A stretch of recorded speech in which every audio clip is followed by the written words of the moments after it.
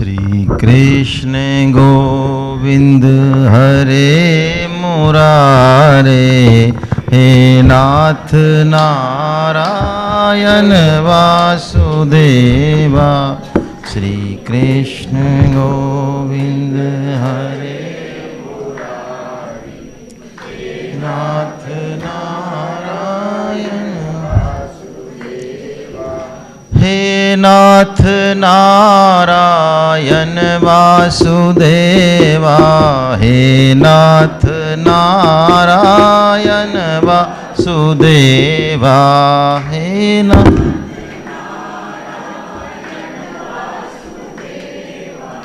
हे नाथ नारायण वासुदेवा। श्री कृष्ण गोविंद हरे मुरारे, हे नाथ नारायण वासुदेवा। श्री कृष्ण गोविंद हरे मुरारे, हे नाथ नारायण। वसुदेव सुतं देवं कंस चाणूरमर्दनं,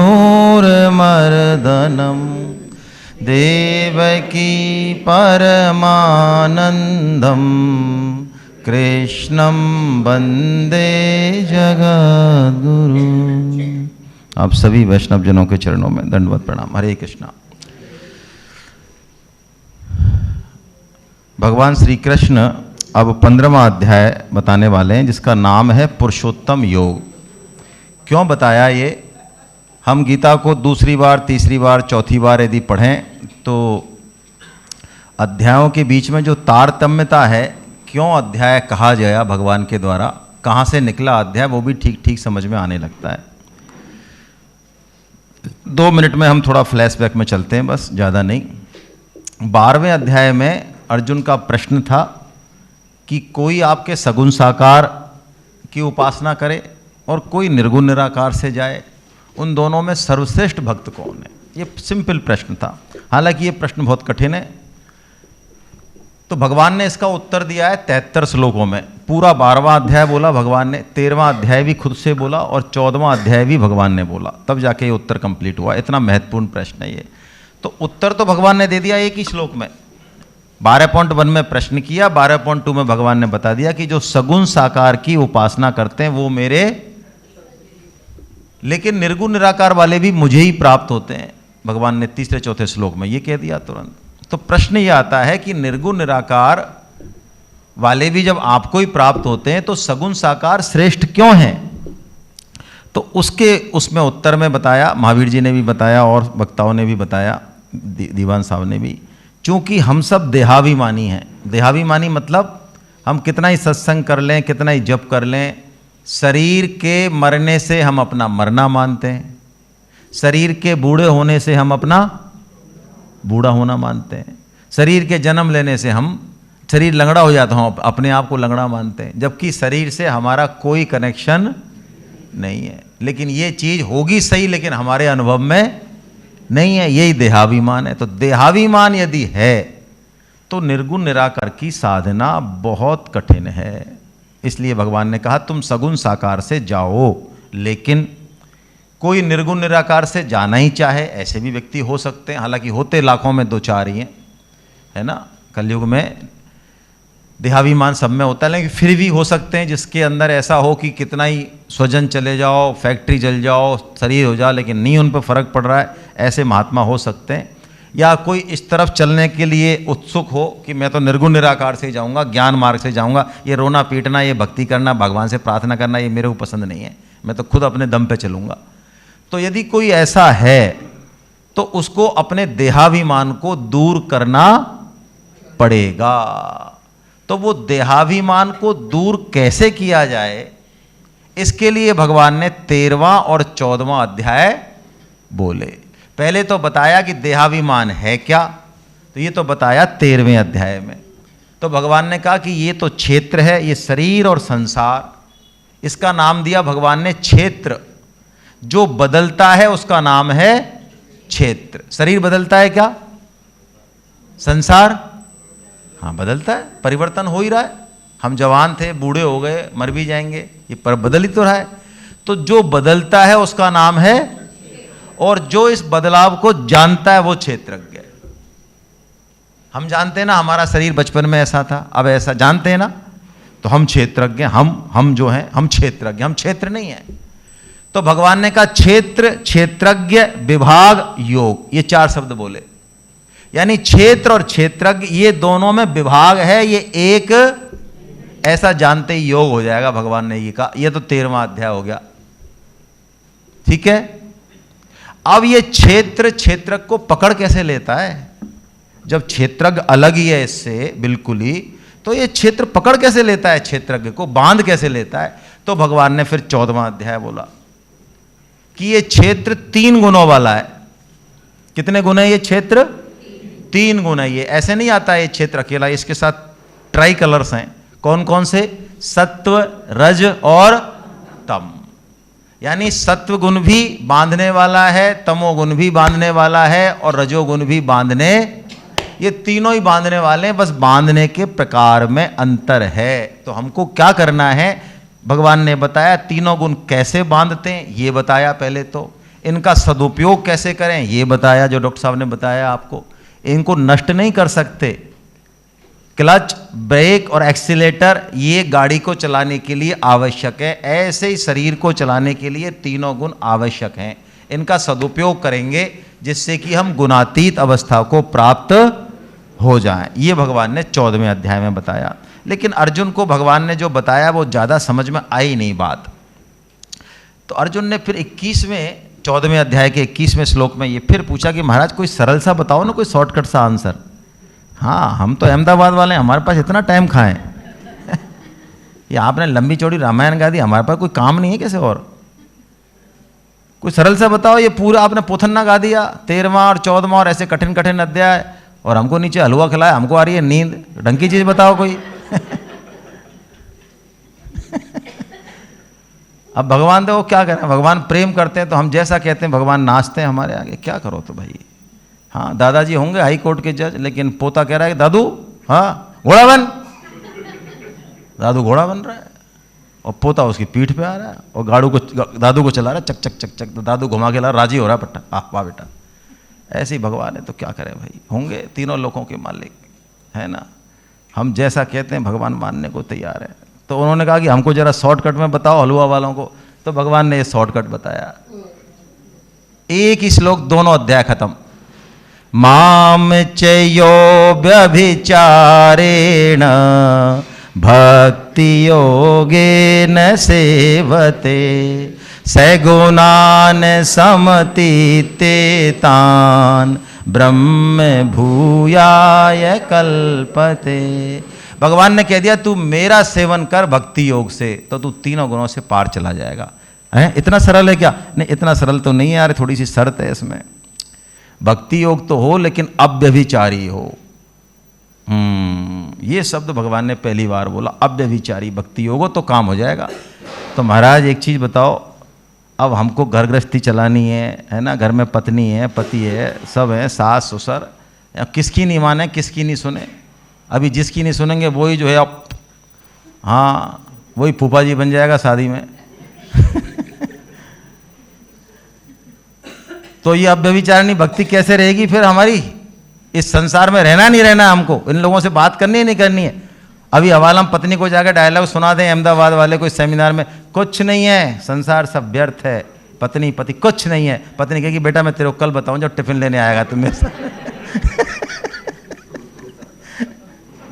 और टिफिन की जगह जो खाली टिफिन दे दे उसको मान लो कि लो इसमें भगवान का प्रेम डाल दिया मैंने, मेरा भी प्रेम है, ले जाओ खाओ। तो भैया ये अव्यभिचारिणी भक्ति कैसे रहे? संसार में रहते हुए, सबको राजी करते हुए कैसे अव्यभिचारिणी, एक भगवान से निष्ठा कैसे रहे? तो भगवान अब वो टेक्निक बता रहे हैं पुरुषोत्तम योग में। और ये अध्याय बहुत जबरदस्त है। पूरी गीता भी कोई नहीं पढ़ पाए तो केवल 15वां अध्याय पढ़ ले, जो कि गीता का सबसे छोटा अध्याय है, मात्र 20 श्लोक। पूरा 15वां अध्याय भी नहीं पढ़ पाए, ऐसे भी कोई महामहिम हो सकते हैं। भाई साहब क्या 20 श्लोक पढ़ेंगे, क्या आप कमाल कर रहे हो यार। ऐसे होते तो फिर यहां क्यों आते हैं? तो भगवान कह रहे हैं एक श्लोक पढ़ ले यार तू,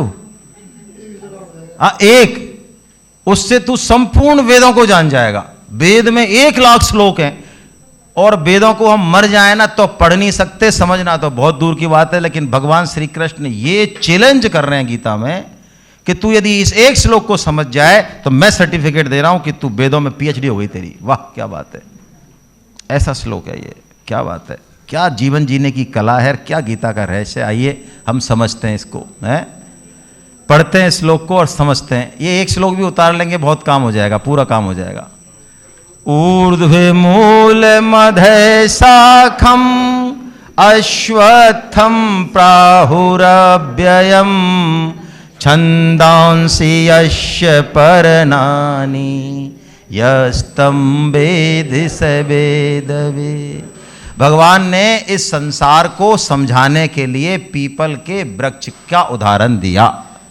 उन्होंने कहा अर्जुन देख, ये संसार जो है ना, इसको संसार के रूप में मत देख, ये पीपल का एक वृक्ष है और इस पीपल के वृक्ष को भगवान ने लटका दिया उल्टा, यानी इसकी जड़ तो कर दी ऊपर और इसका फैलाव कर दिया नीचे। और जड़ में कौन बैठे? भगवान श्री कृष्ण। तने के रूप में कौन है? ब्रह्मा जी। और बाकी ये मोटी मोटी डालियां मनुष्य योनि, 84 लाख योनियां, एक ऐसे भगवान ने बताया। ठीक है, यानी ये संसार जो हमारा परिवार है, देश है, समाज है, जो भी है, जिस रूप में भी हम इसको देख रहे हैं, ये एक वृक्ष है जिसकी जड़ में कौन बैठा है। इसका मायने क्या है भाई? इसके मायने ये है कि यदि संगठन को हमको मजबूत करना है, देश को मजबूत करना है, समाज को मजबूत करना। अभी एक सज्जन बहुत अच्छा प्रश्न पूछ रहे थे, बड़े सरल हैं वो पूछ रहे थे साहब कि मुसलमानों को जो आतंक बढ़ रहा है, इनकी जो आबादी बढ़ रही है, कल को क्या होगा, हमारी माता बहनें कैसे सुरक्षित रहेंगी। इनकी पुरानी हिस्ट्री भी इसी तरह की है। वास्तव में सही है, चिंता करना वाजिब है। तो क्या करें? तो अब मैं एक प्रश्न पूछता हूं, हमको गीता सेमिनार में आने से मुसलमान रोक रहे हैं क्या?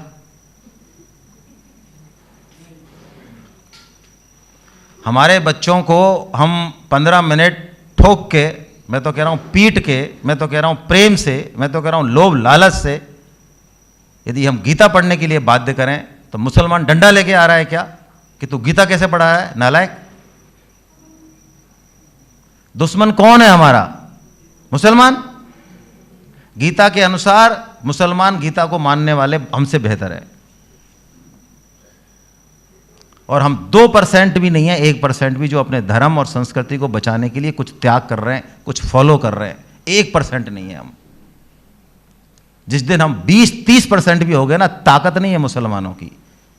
उनकी ताकत हमारी कमजोरी और हमारी कायरता है, हमारा धर्म पलायनता है, उनकी अपनी ताकत कुछ नहीं है। जिस दिन हम खड़े हो गए ना एकदम से विराट रूप से सनातन धर्म में, एक हुंकार से खत्म हो जाएंगे वो। तो लड़ने की भी जरूरत नहीं है। जरूरत किसकी है? जागृति की जरूरत है, जगने की जरूरत है, एक एक व्यक्ति को जगाने की जरूरत है। आज किसी मुसलमान ने नहीं कहा कि हम चोटी छोड़ दें, कहा? वो उन्होंने छोड़ दिया कि आपने धर्म चिन्ह। आप 1000 मुसलमानों की भीड़ में चले जाओ, 90% ऐसे मिलेंगे, 90 से ज्यादा, जिन्होंने कुरान पढ़ी है। आप 1000 हिंदुओं में चले जाओ, पढ़े लिखों में, पीएचडी होल्डरों में, करोड़पति ज्ञानियों में, फिगर 5% से डाउन मिलेगी आपको। पढ़े लिखे बुद्धिमानों में, जिनको ये नहीं पता है कि क्या हश्र होने वाला है आने वाले कुछ समय में। यदि यही बेहोशी रही तो जो कमाया है, जिस पर इतरार है, वो जड़ कटेगी बुरी तरीके से। हमारी आंखों के सामने वो दुर्दांत दृश्य होंगे जो रूह कपेगी सुनते हुए। लेकिन ऐसी बातें करते कई लोग कहते हैं भाई साहब आप ऐसे दिमाग खराब मत किया करो हमारा। हाँ बिल्कुल, तो गुडी गुडी रहो, बहुत अच्छी बात है। जैसे ही शेर को देखो, आंख बंद कर लो, शेर गायब हो जाता है तुरंत। आंख बंद करी और शेर भाई साहब पक जाते हैं एकदम से। और यही तरीका है शेर को भगाने का। बिल्कुल सही है।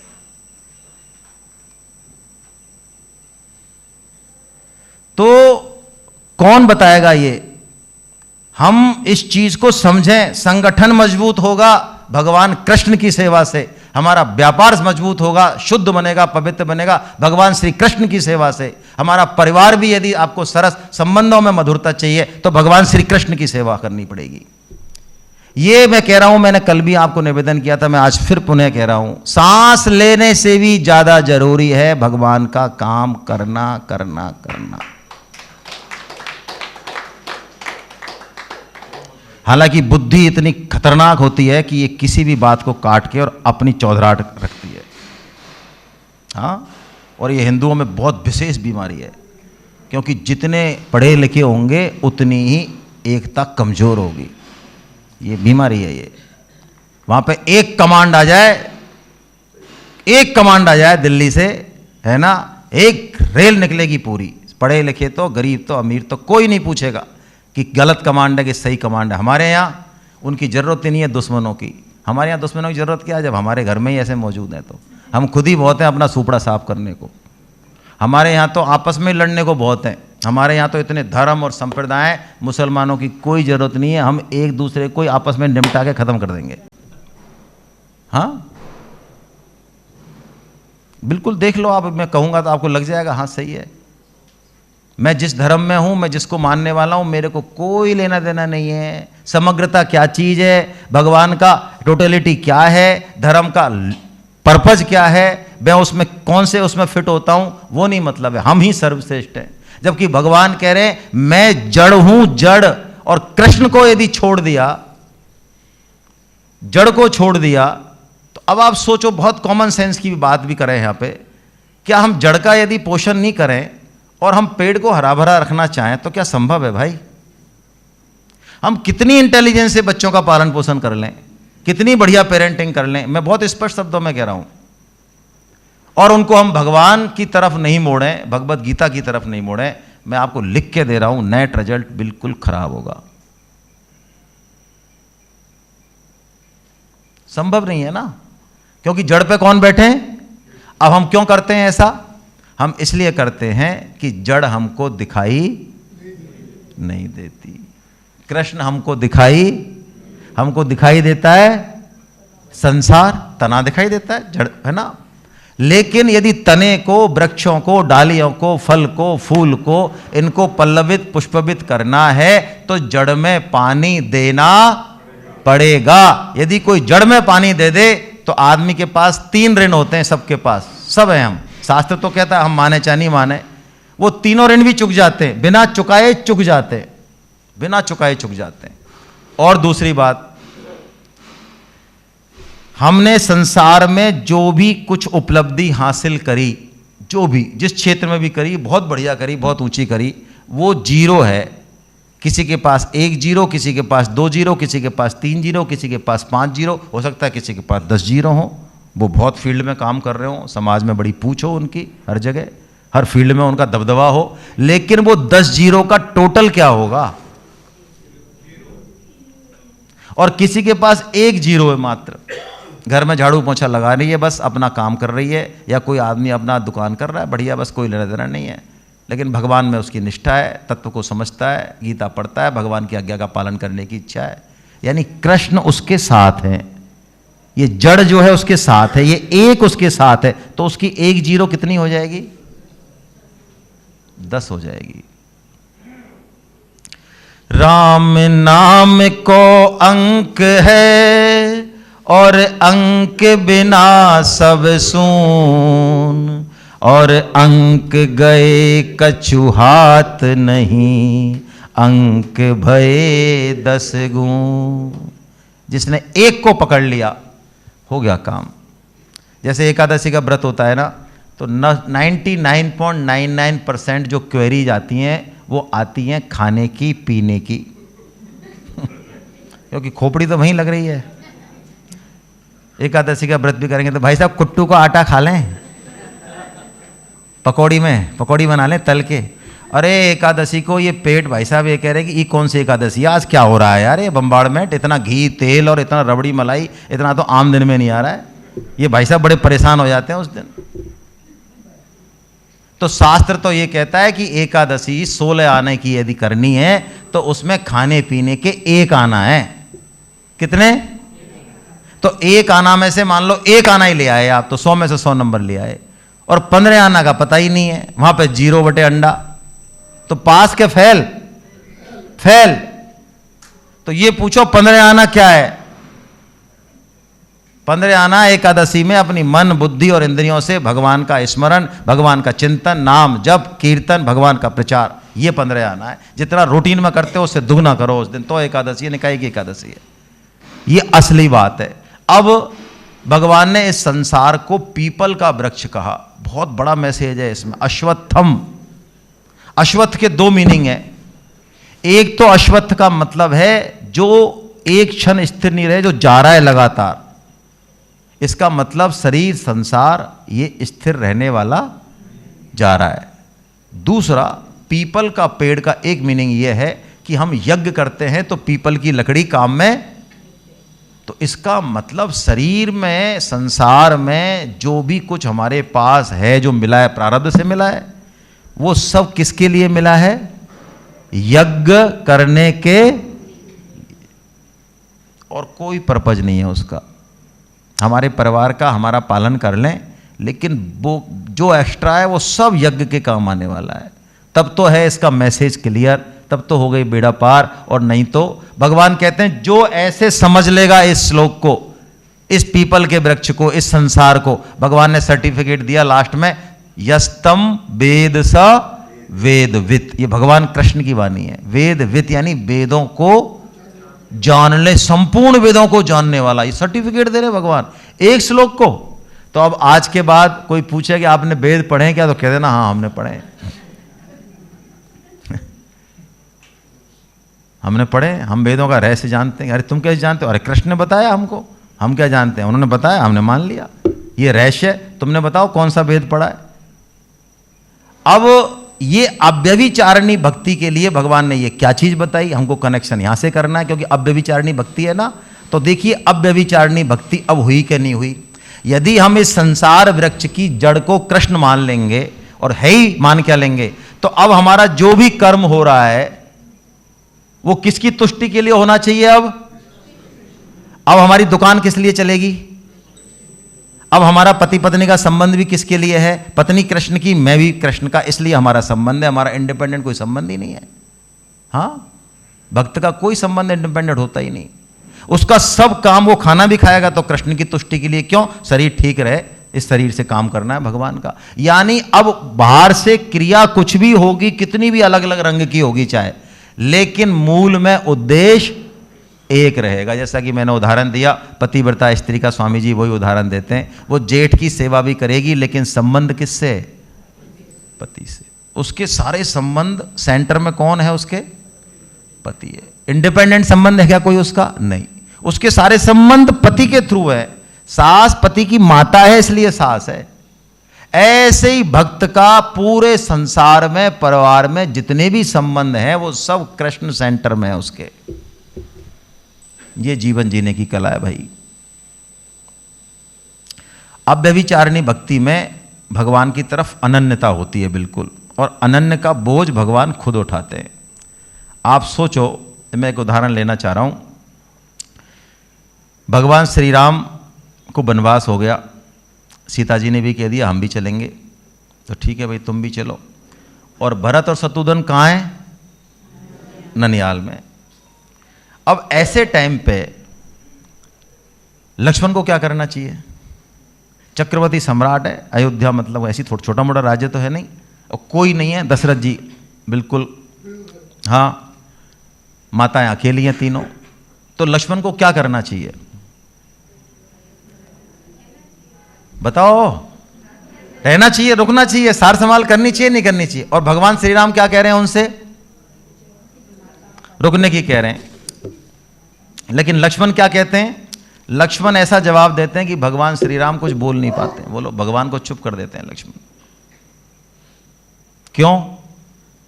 उनकी अव्यभिचारणीय भक्ति है। किसके प्रति? श्री राम के प्रति। हमें कोई लेना देना नहीं है, हम तो आपकी छाया है। बताओ, हैं? हम पे पहाड़ उठवा रहे हो आप? हम 2 साल के शिशु, हम पे पहाड़ उठवा रहे हो? पहाड़ उठाओ आप, आपके लिए तो क्या है, आप तो ऐसा करोगे उंगली पहाड़ उठ जाएगा, हमारी कचूमन निकल जाएगा। हमारे क्या लेना देना है, हम तो आपकी सेवा करेंगे, आपके साथ रहेंगे। कितनी बढ़िया बात है। कुछ चौपाइयों का श्रवण करना चाहता हूँ, मुझे याद नहीं इसलिए लिख के लाया हूँ। हैं? समाचार जब लक्ष्मण पाए,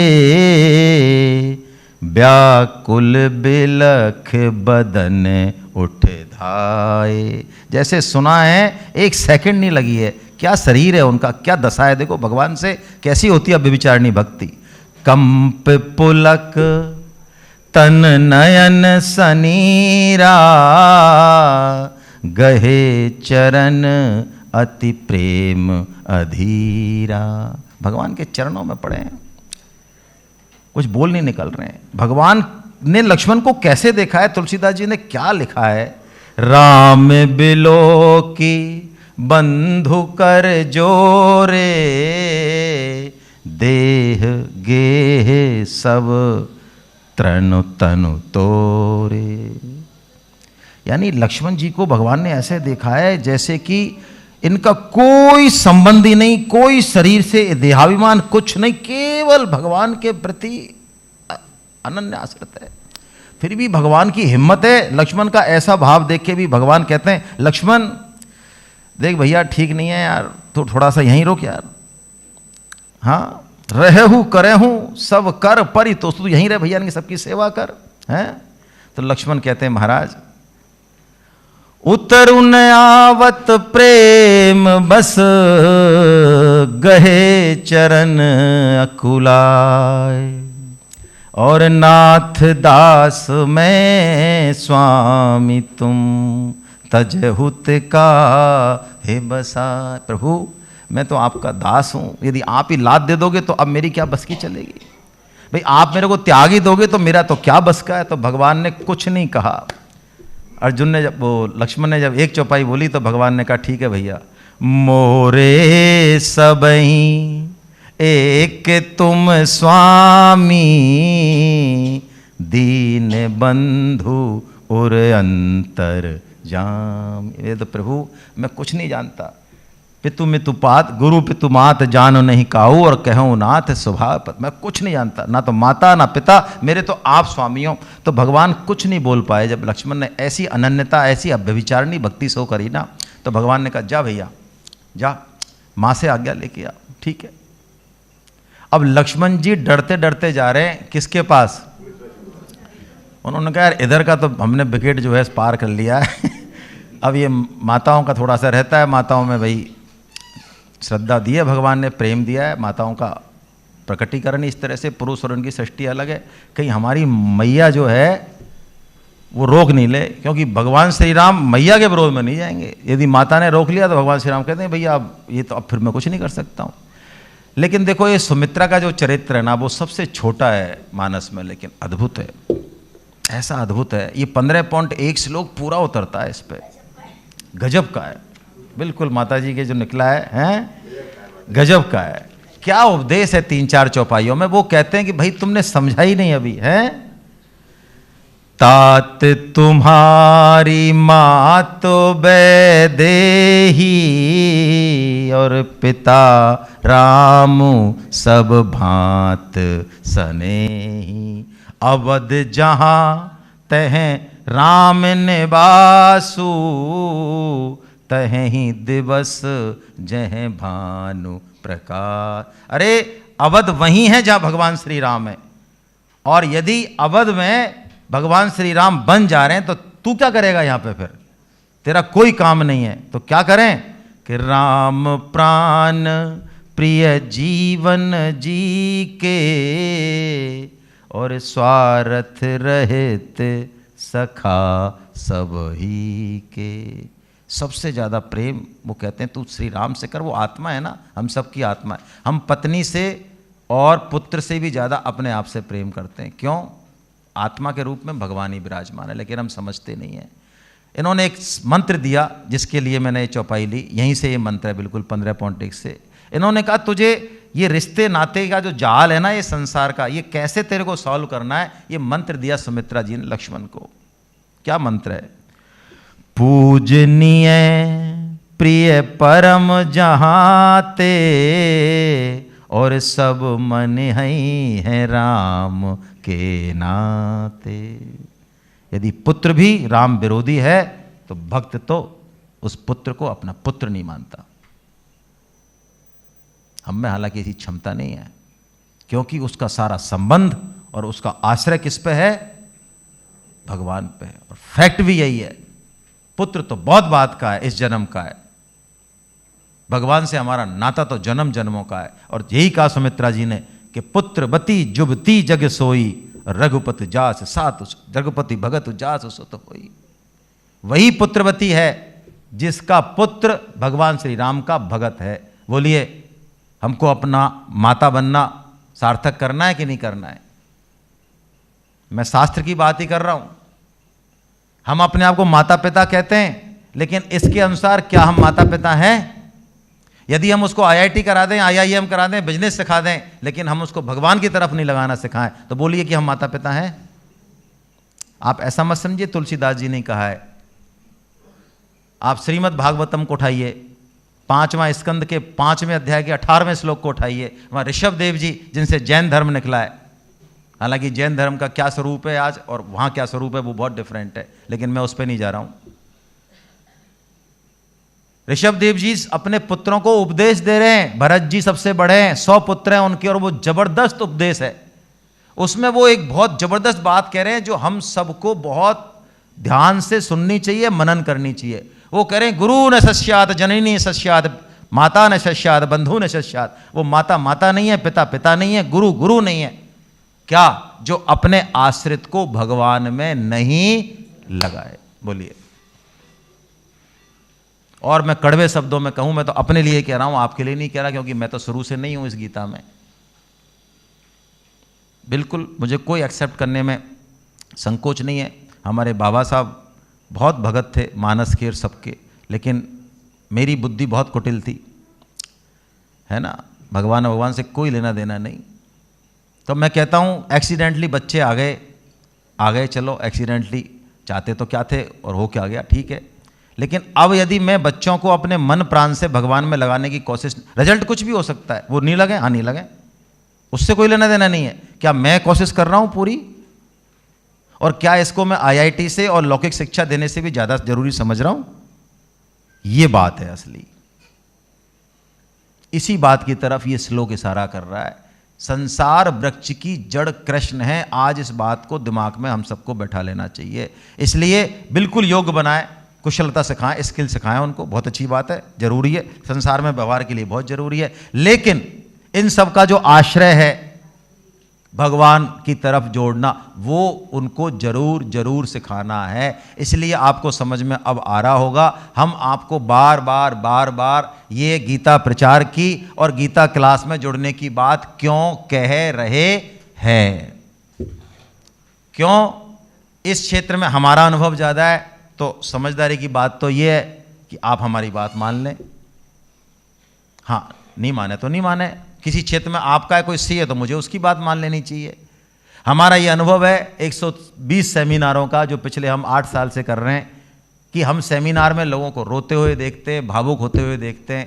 लेकिन अब ये माया है या क्या है, या खुद का कमज़ोर डिटर्मिनेशन है कि 15 दिन बाद उनसे बात करो तो सूपड़ा साफ मिलता है। ना वो संतोष गुप्ता को जाने, ना गीता परिचय अभियान को जाने, ना गीता क्लास को जाने, वही 2 दूनी 4 और 4 दूनी 8। हाँ, ऐसा नहीं है कि वो ऐसा कर पाएंगे, ना कर नहीं पाएंगे, आना तो पड़ेगा, समय बहुत लगेगा। लेकिन यदि वो एक थोड़े से सिस्टम से जुड़ गए, थोड़े से सिस्टम से, वो सिस्टम उनको कॉल करेगा तो वो बात है, बस गाड़ी गुड़क जाएगी। और इससे भी ज्यादा जरूरी, दूसरे लोगों को जोड़ना। आप इसमें इस चीज को जब हम फोर्स करते हैं तो ऐसा मत समझना कि इसमें कोई निहित स्वार्थ नहीं है। मैं आपको बता देता हूं, हालांकि ये चीज कहने की नहीं, आप सब बहुत ही अच्छे लोग हैं और बहुत ही, मुझे पता है, मैं जानता हूं, मुझे बताया गया कि बहुत अच्छे और संभ्रांत और बड़े गणमान्य नागरिक हैं। 550 कोई चीज़ नहीं है, वास्तव में नहीं है आपके लिए, हम लेते हैं उसको। और हम साल के एंड में हमने ऑप्शन किया हुआ है फॉर्म में, 2 साल से किया, पहले तो नहीं था, हम पहले तो रिफंड ही करते थे 100%। अब हमने ऑप्शन किया क्योंकि हमें खुद गीता के साधक कहते हैं कि साहब क्या आप ये आप इतना जो है सब कुछ, ये किताब भी फ्री है, सारा इंतजाम करते हो हमारे लिए फ्री, हम 500 रुपये कोई वापस लेंगे क्या?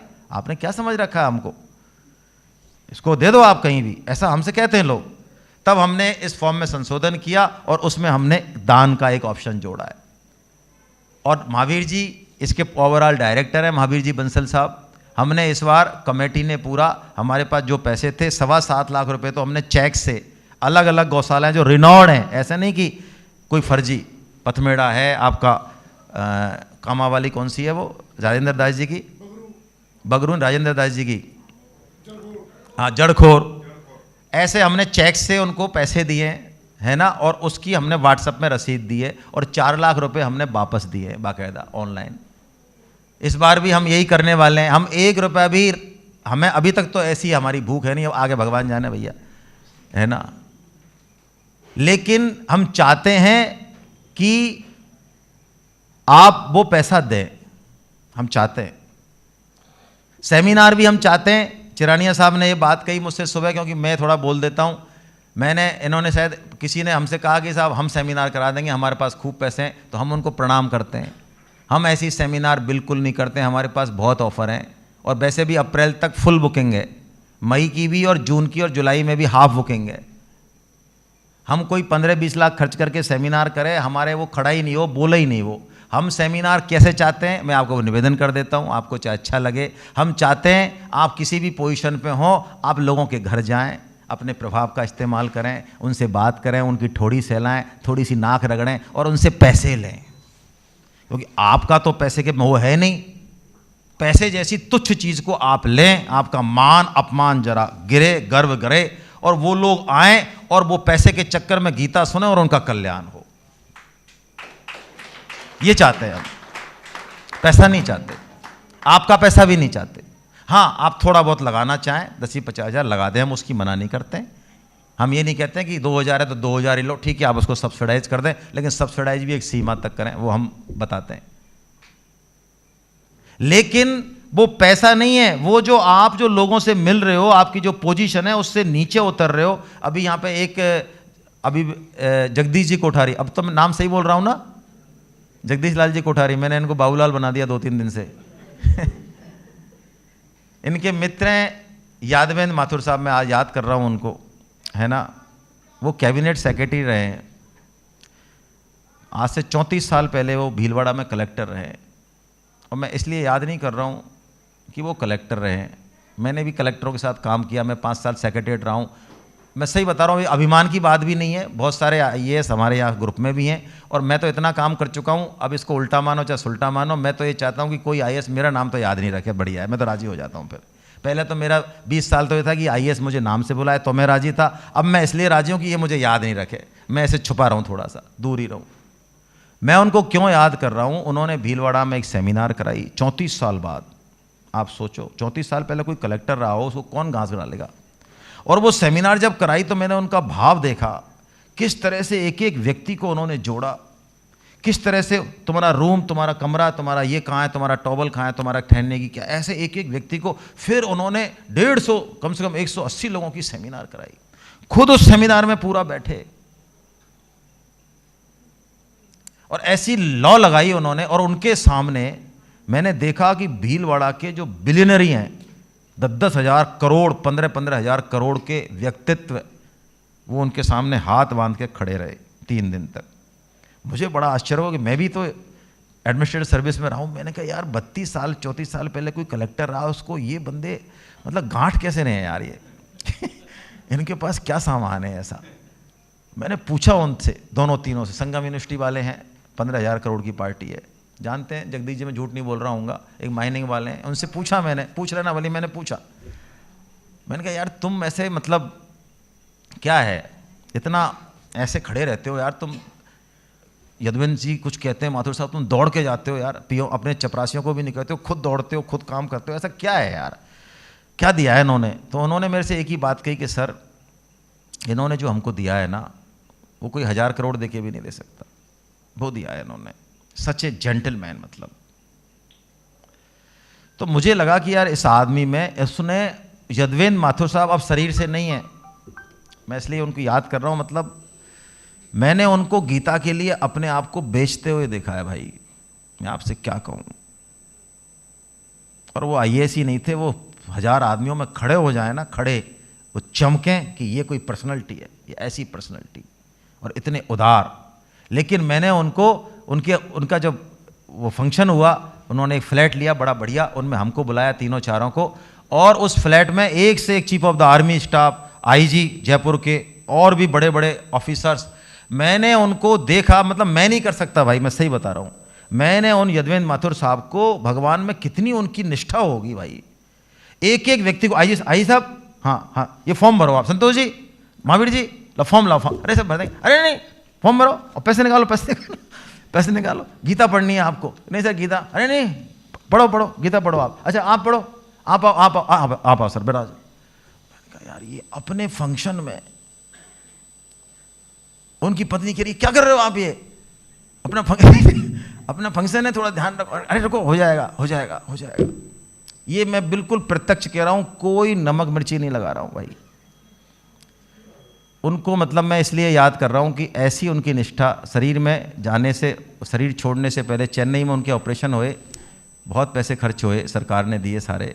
उन्होंने एक दिन पहले भी, जब वो बिल्कुल उस पे थे, आईसीयू में थे, ऑपरेशन टेबल पे थे, हम दिल्ली जा रहे थे सेमिनार के लिए, तो उन्होंने बात करी हमसे, खुद ने बात करी, महावीर जी से करी, मेरे से करी।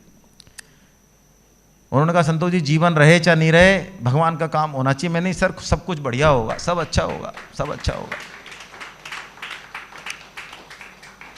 मतलब ऐसी उस स्थिति में भी उनको, मतलब ये शब्द मैंने सुने उनके, मैं हिल गया अंदर से। हम दिल्ली जा रहे थे, रास्ते में जाम लगा हुआ था, वहाँ उनका फ़ोन आया अचानक कि संतोष जी सब बढ़िया होगा, मुझे कोई चिंता नहीं है, ये शरीर रहे ना रहे, डॉक्टर सब कह रहे हैं अच्छा होगा, लेकिन कैसा चल रहा है वहाँ, कैसे चल रहा है, और अच्छा काम करो यार तुम लोग। उन्होंने हमें बहुत गाइडेंस दी। ये जीवन का लक्ष्य है भाई। गीता पढ़ना पढ़ाना ये तो ठीक है, अच्छा है, तोते की तरह बोलना भी बढ़िया है ना। भगवान के लिए काम हम कर पाएँ अपनी सामर्थ्य से, और थोड़ा मिल जाए हमको मौका तो हम कर पा रहे हैं। मुझे तो पुगले जी की बात ही याद है, ये मेरे मन में थी। उन्होंने कल कहा कि संतोष जी एक नस दब जाए ना अपनी, अपन खड़े नहीं हो सकते यार, अपन बोल नहीं सकते, क्या भगवान की सेवा करेंगे अपन। ये तो भगवान है जो मौका दे रहे हैं हमको, तो हम अपना सब कुछ भुला के और थोड़ा सा जो है भगवान में लगे हम लोग, ये असली बात है भाई, है ना। गीता भी पढ़ा देंगे भगवान, रामायण भी पढ़ा देंगे भगवान, सब कर देंगे। भगवान को क्या लगता है, गीता समझाने में क्या लगता है भगवान को। गीता पढ़ के यदि कोई भगवान का काम नहीं करना चाहे तो उसने क्या खाक गीता पढ़ी है। मैं ये बात इसलिए कह रहा हूँ, हमारे परम श्रद्धेय तायल साहब, क्योंकि जनक तो वही हैं, यदवेंद्र माथुर साहब तो अभी 4-5 साल पहले एंटर हुए। हमारे परम श्रद्धेय भूपेंद्र तायल साहब थे, बीटेक एमटेक थे उस जमाने के। उन्होंने ये सिस्टम बनाया सेमिनार का और क्लास का, और उन्होंने हमको सबको जोड़ा। वही हैं एकमात्र जनक 2008 से। वो मेरे को कहते थे, मेरा उनसे बहुत युद्ध होता था, मैं उनको भी बहुत बोलता था सर को, लेकिन सर इतना प्यार से समझाते थे हमेशा, जैसे कोई जिद्दी वाला होता है ना, ऐसे ट्रीट करते थे मेरे को। महावीर जी तो उनकी बात पूरी मानते थे, मैं थोड़ा सा गड़बड़ करता था। मैं कहता था क्या सर आप फालतू बस प्रचार, पहले मैं समझूंगा गीता को, ढंग से पढ़ूंगा पहले, है ना। तो उन्होंने कहा संतोष जी आप गीता अभी आपने पढ़ी नहीं है, आप टॉपर भले ही आगे हों, लेकिन अभी आपको समझ नहीं आ रही है गीता। क्यों? अभी आप में भाव नहीं आया काम करने का। मैं सर भाव क्या होता है, सब अपने मन से पढ़ेंगे, ऐसे में बहस करता था। लेकिन मुझे बाद में समझ में आया धीरे धीरे कि तायल साहब किस लेवल पे बात कर रहे हैं और कहाँ बात कर रहे हैं, ये फैक्ट है। लेकिन होता यही है भाई, मैं जो इतना बोलता हूँ ना कड़वा, ये अपने लिए ही बोलता हूँ, मैं आपके लिए नहीं बोलता। तायल साहब के जाने के बाद मुझे तायल साहब की कदर याद हुई, है ना, और यदवेंद्र माथुर साहब के जाने के बाद मैं उनको पहचाना। ये हमसे ऐसे ही होता है, हम लोग प्राय करते ही ऐसे हैं। जब सामने चीज़ होती है, मौका होता है, तो प्राय हम अपने माता पिता के साथ भी हम यही करने वाले हैं। उनकी कदर हम उतनी नहीं कर पाते हैं, रिश्तों की कदर नहीं कर पाते हैं, है ना। तो कोई सद्बुद्धि हो जाए और भगवान जो है तो करें हम काम, मेरा बस भाव यही है, हम काम करें अच्छे से। और अहमदाबाद में बड़ी अच्छी बात है कि 5-6 साल पहले से यहाँ फिजिकल क्लास चली हैं। शायद 2018 की बात होगी दीवान जी, 18-17 में तायल साहब ने मुझे भेजा यहाँ, और मैं आया यहाँ पे अहमदाबाद में, मोटेरा में और एक जगह और थी, 2 जगह फिजिकल क्लास है, बैजलपुर क्या है, वहाँ पे फिजिकल क्लास शुरू हुई, 30-40 की संख्या थी। अब मेरा भाव ये है कि आप खुद का रजिस्ट्रेशन तो सब कराएं, कुछ संकल्प लें, 1-2 लोगों को जोड़ें, फिजिकल क्लास शुरू करें। आप संकल्प करेंगे पढ़ाने वाले भी मिल जाएंगे, आप चिंता ना करें। और पढ़ाने वाला कोई भी हो, भगवान की वाणी से हमको मतलब है ना।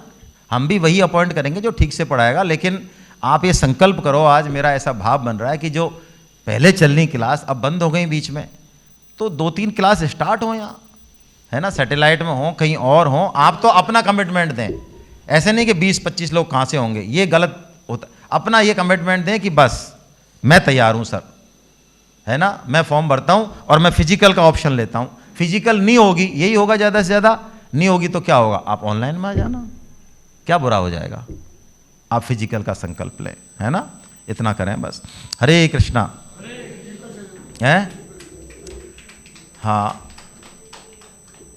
अब हम एक थोड़ा सा आधे घंटे का सेशन ले रहे हैं, फीडबैक सेशन पहले बीच में, फिर लेता हूँ मैं बाकी चैप्टर्स। कि हम जो है ना, जो नए साधक हैं, पुराने साधक बैठे रहें, उन वो नहीं दें चाहे फीडबैक, उनको रहने देते हैं। नए साधक अपना फीडबैक दे दें, है ना, जो देना चाहें, सबसे कोई ज़बरदस्ती नहीं है। नाम बता दें, सेमिनार का कहाँ से हैं ये बता दें, सेमिनार का अनुभव बता दें, लेकिन ये सब 10 सेकंड में, ज़्यादा समय हमारे पास नहीं है। और एक संकल्प बता दें आप, मैं चाहता हूँ आप संकल्प बताएं, और आपका जो संकल्प बताएंगे उसको हम कभी भी परस्यू नहीं करने वाले हैं। भाई अहमदाबाद में सेमिनार हुई, पहले हमने आज तक किसी को फ़ोन किया? हेलो, किया? चिरानिया साहब आपको किया? हमने आज तक किसी को फ़ोन नहीं किया, हमारे पास कोई समय नहीं है। लेकिन हम चाहते हैं कि आप उस संकल्प को बोल दें। क्या संकल्प? मैं साहब 5 रजिस्ट्रेशन कराऊंगा, मैं 10 रजिस्ट्रेशन कराऊंगा, मैं एक गीता की सेमिनार कराना चाहता हूँ, मैं और नहीं तो किताबें लोगों को दूंगा, 10 किताब लूँगा। जो भी आपको लगता है, करना चाहें तो, नहीं करना चाहें तो आपकी मर्जी है। बाकी हम चाहते हैं आप बोलें, और खुद से बोलें, हमसे नहीं बोलें, खुद से ही बोलें कि हाँ साहब मेरा ये संकल्प है, वाणी से बोलें। तो जल्दी से जो है फिर माइक ले लें, बस जो बोलना चाहें जल्दी से उनको माइक दे दें, है ना। महावीर जी माइक कहाँ है? माइक कहाँ गए दोनों? लो ये ले जाओ, ठीक है।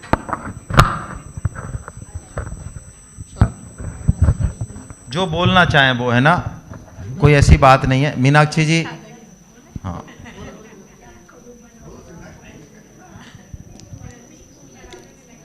डरे नहीं, ऐसा डरना नहीं चाहिए भाई, भगवान के काम में, है ना।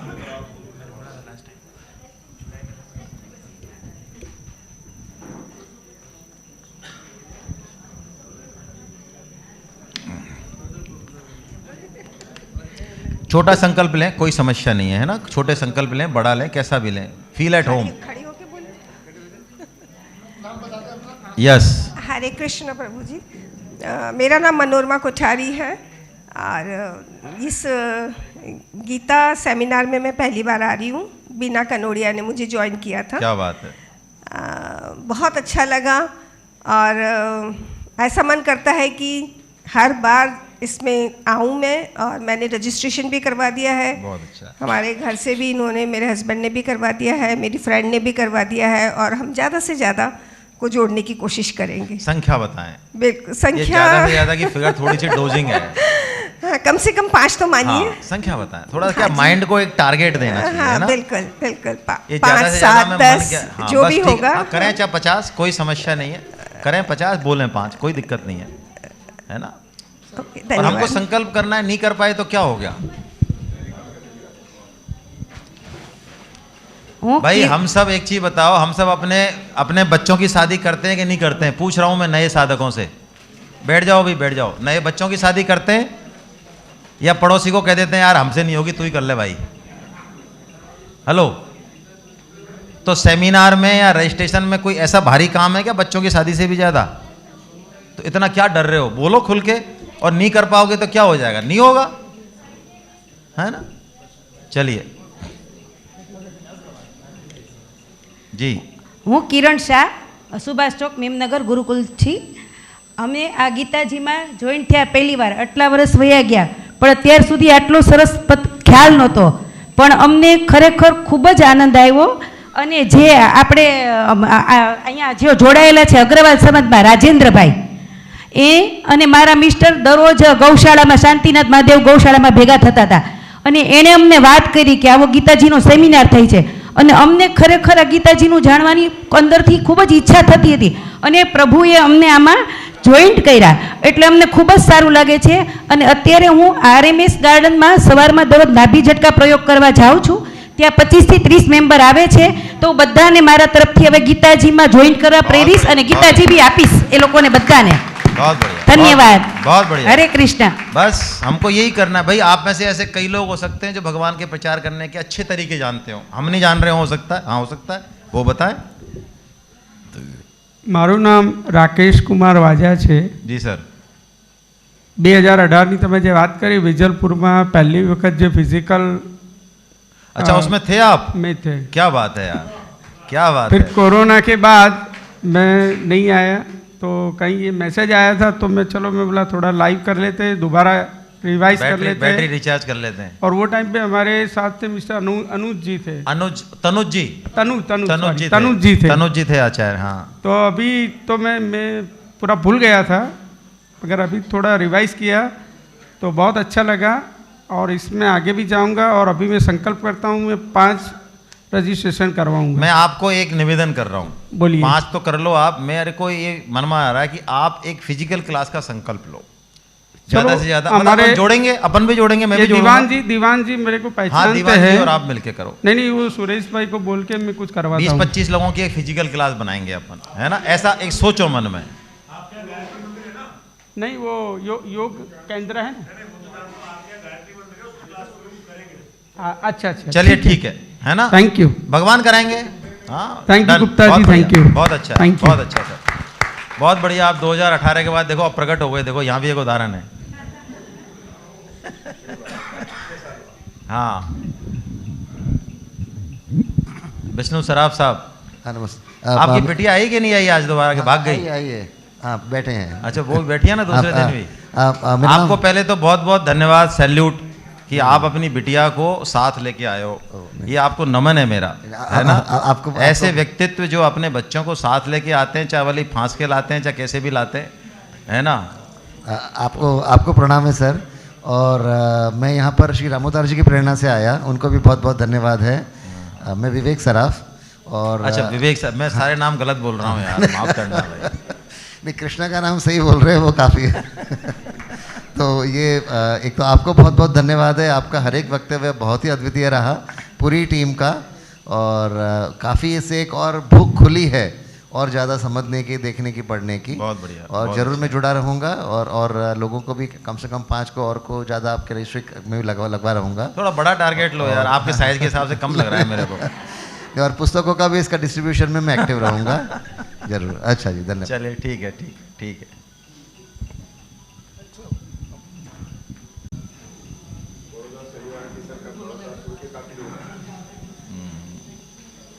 नहीं आराम से, जो कूल होके बोलें, कोई टेंशन मत लें बिल्कुल. कोई ब्लैकमेलिंग नहीं है, इमोशनल ब्लैकमेलिंग बिल्कुल नहीं है. हरे कृष्ण आचार्य जी.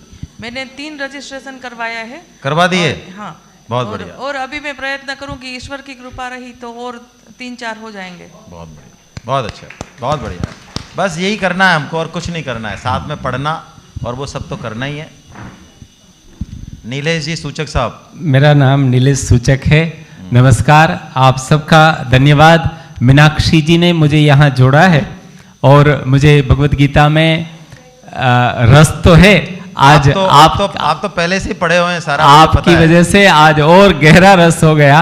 और मैं जितना हो सकेगा मेरा कंट्रीब्यूशन करूंगा, पढ़ूंगा और पढ़ाऊंगा भी. जरूरत है तो जी. आप जो है ना एक फिजिकल क्लास की जिम्मेदारी ले, मेरा ये मानना है आपका सदुपयोग होगा. हाँ मैं सैटेलाइट में अगर एवरी संडे करना है 10 से 12 तो I give my time for that. हाँ जो भी होगा अपन बात कर लेंगे. हाँ जी. आप बस नमस्ते. मना है कि मैं ले लूंगा. चलिए और कोई. कोई भी डरे नहीं, संकल्प नहीं करें, फीडबैक ही दे दें भाई, अपने भाव व्यक्त कर दें। हैं 190 की सेमिनार है, मैं चाहता हूँ 10-20 लोग तो बोलें, और पुराने साधक नहीं बोले, मैं पुराने साधकों के लिए नहीं कह रहा हूँ। नहीं, मीनाक्षी जी तो सेमिनार कराइए, हाँ, वो तो बोलें, इनका तो भाव जरूर। हरे कृष्ण सर। सर आप इतनी बात कर रहे हैं ऑफलाइन क्लास की, तो मैं सर एक ऑफलाइन क्लास का संकल्प ले शुरू कराने। सर एक्चुअली जगह हम लोगों ने देख ली है, जगह फाइनल हो गई। बहुत बढ़िया है भाई, आपने जो कह दिया वो हो जाएगा। मुझे पता है आपकी ये मातृ शक्ति जो अहमदाबाद की है, मैं इसको नमन करता हूँ। इन्होंने जिस सिस्टमेटिक तरीके से पिछली सेमिनार कराई, उसी से ये सेमिनार निकली है। सोचो आपने कैसे निकलती, और सिर्फ मातृ शक्ति ने कराई, कोई और उसमें, और बहुत ही शानदार सेमिनार कराई, आपको नमन। सब हो जाएगा। મારું નામ હસુમતીબેન કનકકુમાર દેસાઈ છે। હું રામ પ્રસાદના હિસાબે આજે આવી છું, પહેલી વહેલી આવી છું, પણ મને બહુ જ રસ પડ્યો છે અને ગીતાના હું જેટલું વિતરણ થશે એટલું મારા લાઇન્સમાં કરીશ। बहुत बढ़िया। उसमें संख्या बोल दिया करो आप, जेटलू नहीं। ये मन जो है ना, ये जेटलू को कभी 20, 10 और 5 करते करते 1 पे ले आएगा, फिर 0 कर देगा। इतना बदमाश है ये मन। तो संख्या दिया करो, इस मन को क्या हथौड़ा दिया करो, 1, 5, 10, 14 ऐसे दिया करो। चलिए, अब मैं चिरानिया साहब को और राम अवतार जी को और धर्म पत्नी इनकी दोनों, वो भी पधारे हैं, उनका भी बहुत बहुत अभिनंदन भाई। आप चारों पधारे है ना, चारों पधारे हैं एक बार। आ जाओ सर। और अपने रोहित चिरानिया और मयंक चिरानिया भी पधारे हैं भाई, आए जरा। हाँ, वो बैकबोन है ना, इसलिए हमको नहीं पता चलता है, जो नीम के पत्थर होते हैं उनका पता नहीं चलता है। आ जाओ भाई, आ जाइए। देखिए भाई, कोई भी प्रोग्राम में मेहनत तो बहुत लगती है, इसमें कोई दोहराए नहीं है, हालांकि भगवान कराते हैं। इन बच्चों का, इन सब का मैं स्वागत करता हूँ, बहुत बहुत धन्यवाद। पधारे हैं आप, पधारे। नहीं नहीं, आ जाओ, आ जाओ, आ जाओ, आ जाओ। एक ही लाइन बोलो, एक शब्द बोलो। हाँ, और बुराई करनी है तो बुराई भी करना। मतलब पापा हमेशा आगे रहते ही हैं वैसे सब धर्म कर्म के काम में, बट ये होने के बाद आई थिंक मुझे ये रियलाइज़ हुआ है कि भगवान ही शायद उनको चूज़ करते हैं, एंड वी आर लकी कि हमसे नहीं अगर हो पाता है तो उनके पुण्य कर्म ही हमें लग जाते। तो बस उसके लिए थैंक यू। बहुत बढ़िया।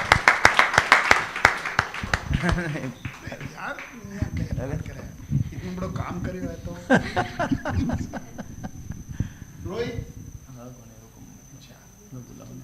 तू लाइन तो बोल, 2 लाइन किसे बुलाऊं हमने? अरे ईशा बोल दो। नहीं नहीं, बोलेंगे वो।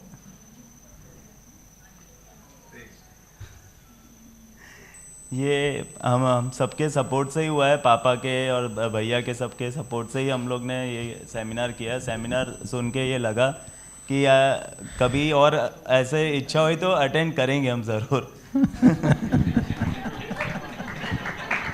चलो यार, हमारे लिए बहुत बड़ी बात है कि यूथ जो है दोबारा अटेंड करने की हाँ भर दे। वही तो, यहाँ पे यूथ की कैपेसिटी मेरे को कम दिख रही है, इसलिए वही सोच के मैं भी बोल रहा हूँ। हम तो धन्य हो गए, यदि यूथ आके और कहते कि हम दोबारा अटेंड करेंगे तो हमारे लिए तो बहुत बड़ी बात है ये। चलिए सर, दिल से बोल रहे हो ना आप? अच्छा ठीक है।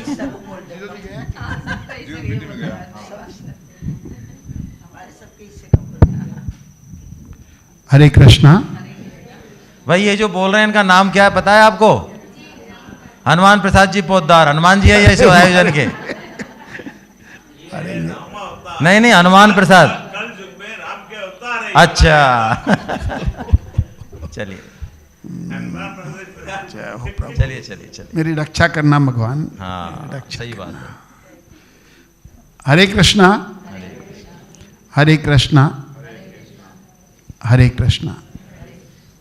परमपिता परमात्मा के चरणों में वंदन करते हुए गीता परिचय अभियान के सभी संचालक गण, आचार्य गण और हमारी को यहाँ तक पहुँचाने वाली श्रीमती बीना कानोड़िया जो मेरी भांजी भी है,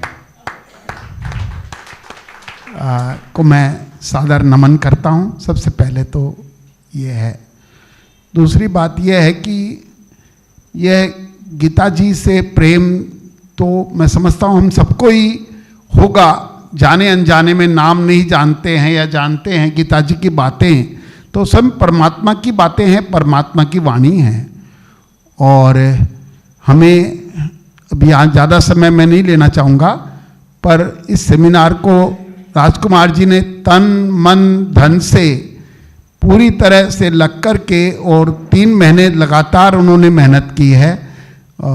उसके साथ में उनका पूरा परिवार, रोहित, मयंक और दिव्या, ऐशा और सबसे ज़्यादा उनकी धर्मपत्नी बेला जी ने अपना पूरा सपोर्ट उनको दिया है और उस वजह से ही यह संपन्न हो पाया है। तो मैं एक बार चाहूँगा कि राजकुमार जी और उनके परिवार के लिए हम सब लोग तालियां बजा के स्वागत करें।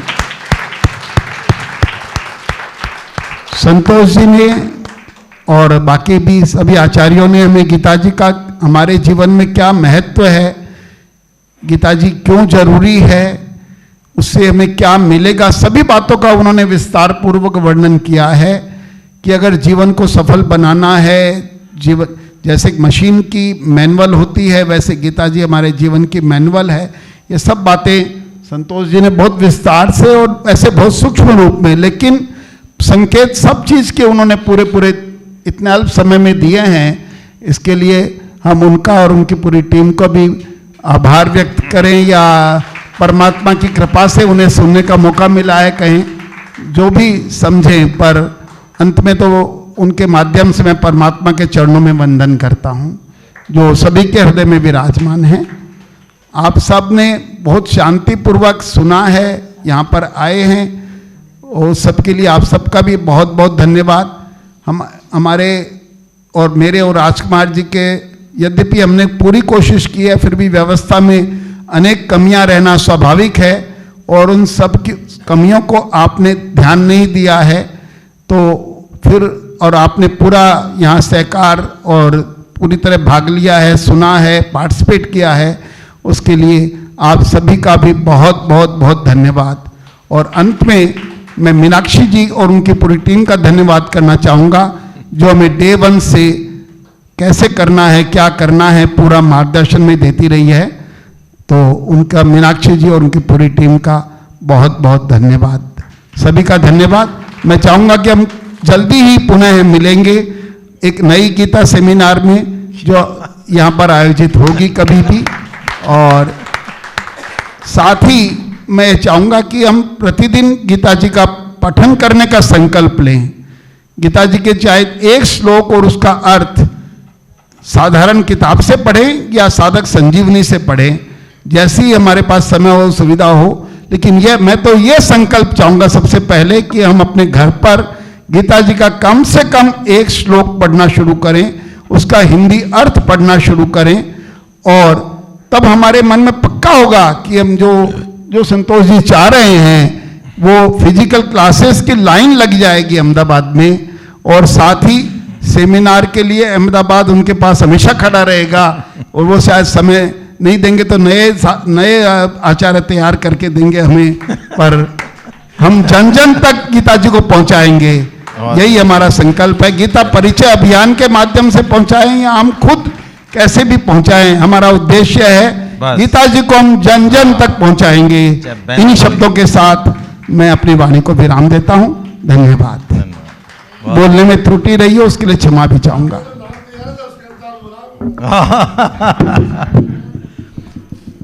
वसुदेव सुतम दे, चिरानिया साहब को तो मैं कह रहा था अभी बोलें 2 शब्द, लेकिन उन्होंने।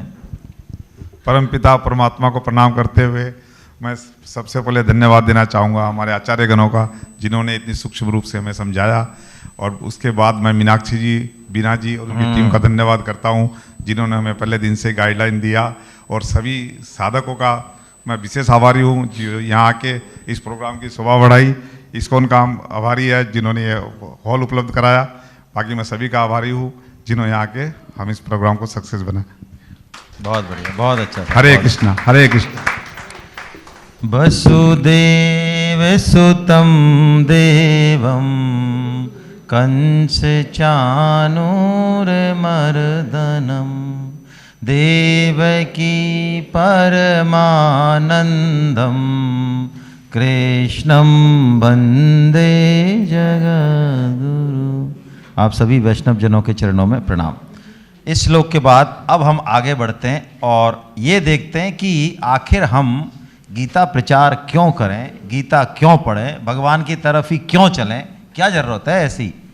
तो अब यहाँ भगवान एक ऐसे रहस्य का उद्घाटन कर रहे हैं, हमको आईडी कार्ड दे रहे हैं भगवान, हमारा परिचय करा रहे हैं। पहली बार भगवान के वाणी में हमारा परिचय कि हम वास्तव में हैं मनःषष्ठानीन्द्रियाणि प्रकृति स्थानी कर्षति। भगवान की स्पष्ट घोषणा है, माम एव अंशो, तू केवल और केवल मेरा ही अंश है। ओहो, यानी हम भगवान के बेटे हैं। हाँ, हम सब, और किसी के नहीं है, ना किसी के हैं ही नहीं, हो सकते ही नहीं।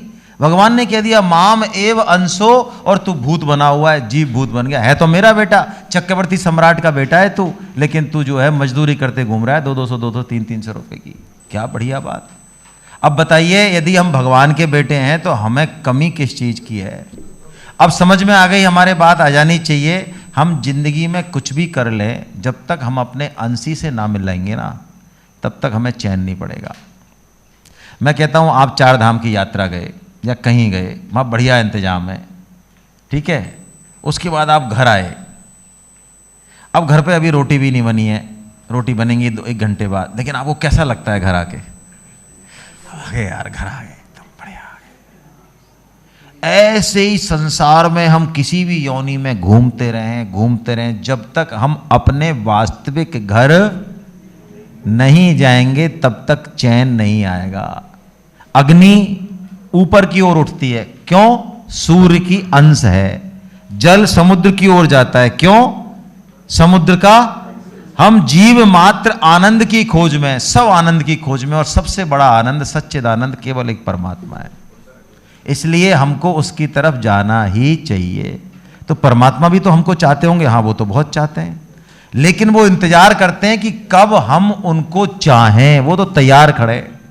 रामकृष्ण परमहंस जी से एक बार किसी ने पूछा कि भगवान हमें दर्शन क्यों नहीं देते हैं, जब हम उनके बेटे ही हैं और सब काम है तो हमें दर्शन दे दें वो। तो उन्होंने एक कहानी सुनाई उत्तर में। उन्होंने कहा, देखो एक माँ है, उसका बेटा जो है वो खेल रहा है तो वो रोता है, माँ किचन में काम कर रही है, तो माँ क्या करती है, आके उसको खिलौना दे देती है।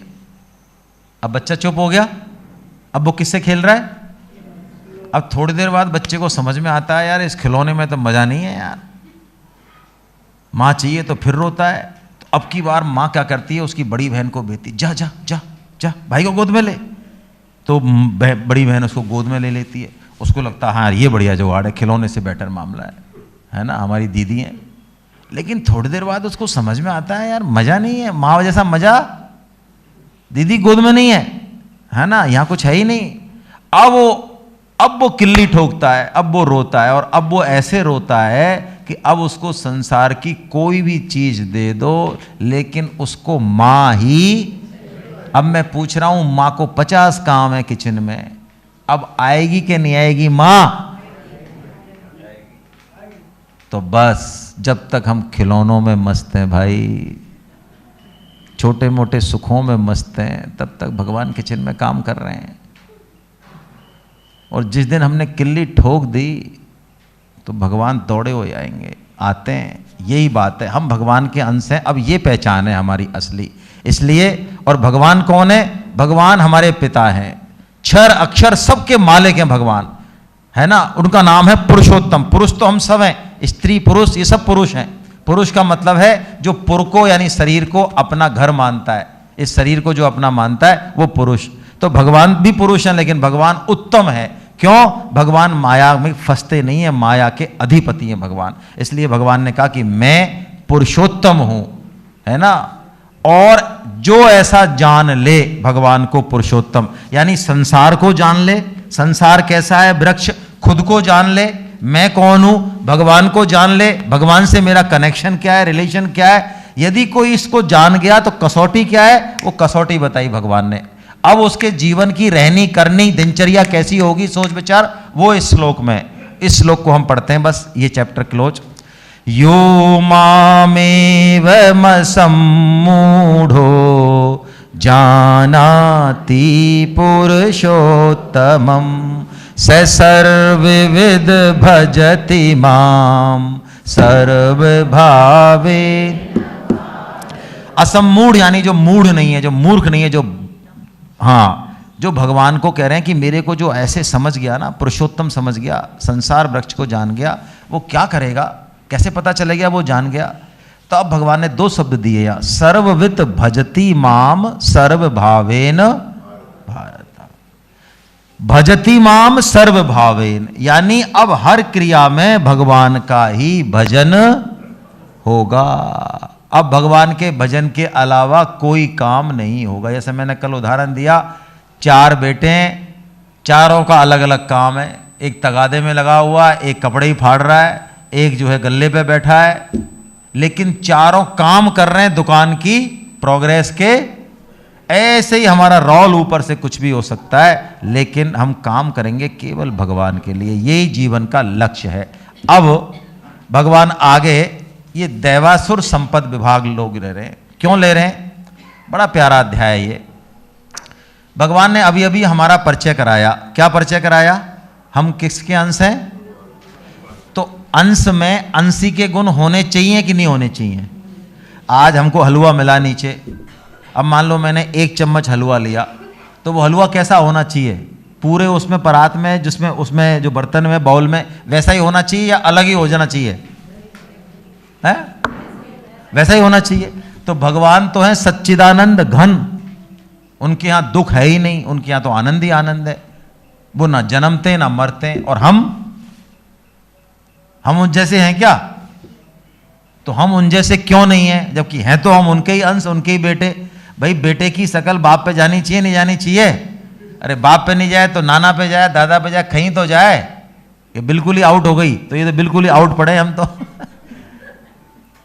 भगवान ने घोषणा तो कर दी, तू मेरा अंश है। और हम देख रहे हैं अपनी तरफ, यार हम हैं शेर के बच्चे। भगवान कहे तू मेरा बच्चा है, शेर का बच्चा है। हम देख रहे हैं यार हम तो गीदड़ हैं बिल्कुल।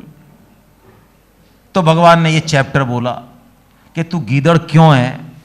जो तू गीदड़ बन रहा है वो इसलिए बन रहा है कि तेने आसुरी संपत्ति को इकट्ठा। यहां भगवान ने 2 संपत्ति बताई, एक तो दैवी और एक तो दैवी मतलब परमात्मा की संपत्ति। भगवान ने कहा तू मेरा अंश है, तेरे अंदर सारी चीजें हैं एज इट इज, जैसे मेरे में ऐसे तेरे में। लेकिन तूने किया क्या? उनके ऊपर आसुरी संपत्ति की धूल जमा दी। तो अब गीता जो एक महत्वपूर्ण बात कहती है, जो बाहर नहीं मिलती। मोटिवेशनल स्पीकर कहते हैं ये करो, अच्छा करो, पॉजिटिव सोचो, अच्छे बनो, ऐसे बहुत बड़े लाखों के फॉलोअर हैं उनके।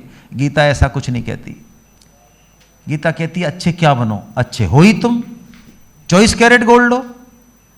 तो क्या करें? इस आसुरी संपत्ति को हटा दो। जैसे ही ये हटेगी, अंदर से क्या प्रकट हो जाएगा? दैवी स्वरूप प्रकट हो जाएगा। बस। तो भगवान ने यहां पे आसुरी संपत्तियों का वर्णन किया इस अध्याय में। क्यों? हमारे सबके अंदर दैवी संपत्ति है और आसुरी संपत्ति है। तुलसीदास जी ने कहा ना, सुमति कुमति सबके ओर रही, नाथ पुराण निगम अस कहीं। जहाँ सुमति तहाँ संपत्ति नाना, जहाँ कुमति तहाँ विपत्ति निधाना। तो क्या करना है? आसुरी संपत्ति को हटाना है, दैवी लानी नहीं है कहीं से, हम में इनबिल्ट है ही। अच्छा मैं आपसे पूछता हूं, आपको विश्वास नहीं आया तो, दैवी संपत्ति हम सब में है। हम 24 घंटे सच बोल सकते हैं? नहीं बोल सकते। क्यों, क्या दिक्कत है भाई? बोल सकते हैं, पिटाई होगी तो हो जाएगी, बोल तो सकते ही हैं। और 24 घंटे झूठ बोल सकते हैं क्या? नहीं बोल पाओगे। आपको पानी चाहिए तो कहोगे मुझे पानी नहीं चाहिए, ऐसे कहोगे? अच्छा 24 घंटे हम प्रसन्न रह सकते हैं? क्यों नहीं रह सकते? जिंदगी भर रहते हैं।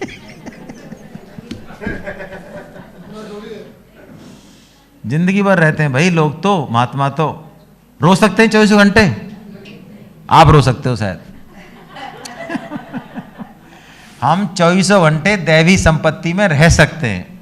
हम रहते नहीं है वो अलग बात है, रह सकते हैं हम, लेकिन हम 24 घंटे आसुरी संपत्ति में, हमको 24 घंटे काम क्रोध आ सकता है क्या?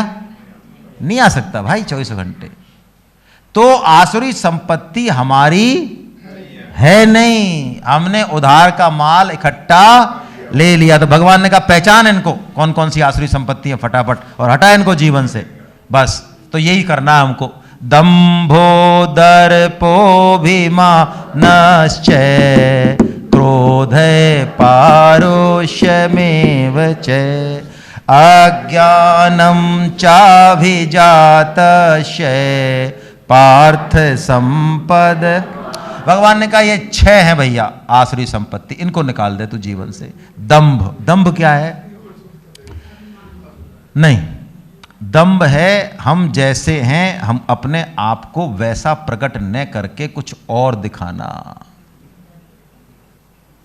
हम माला तो करते हैं जब हमारी आंखें जो है चारों तरफ घूमती हैं, खोपड़ी उधर घूमती है, विचार सब तरह के आते हैं, लेकिन यदि कोई हमसे मिलने आ जाए गीता का साधक, तो हम एकदम समाधि में चले जाते हैं, हरे कृष्ण कृष्ण कृष्ण।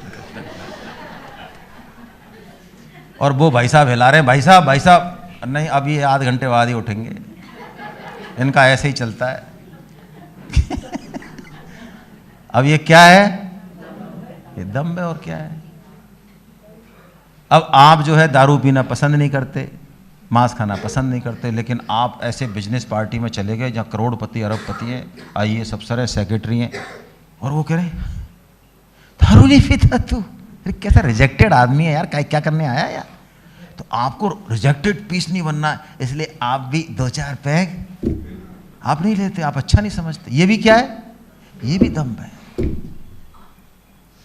तो दंभ जीवन से हटना चाहिए। आज हमारे जीवन में दंभ बहुत ज़्यादा, शादियों में ये दंभ के कारण अपनी औकात से ज़्यादा हम लोग खर्च कर रहे हैं, और उसके कारण उल्टे सीधे, पहले तो 25 साल हाथ पैर तोड़वाते हैं, फिर उसको दंभ के कारण उड़ाते हैं। मतलब एक चक्रव्यूह में, एक विशेष सर्किल में हम फंस गए। इस दंभ को दूर करें, लोग हंसें तो हंसें, हाँ आगे बढ़ें, दंभ को दूर करें। दर्प क्या है? दर्प और अभिमान एक जैसी चीज है, थोड़ा सा फर्क है। दर्प है ममता वाली चीजों को लेके, ये देखो मेरी कार जो है ना, ऐसी कार नहीं है कोई, मेरा घर मेरे पास ये। और अभिमान है अपनी अहमता वाली।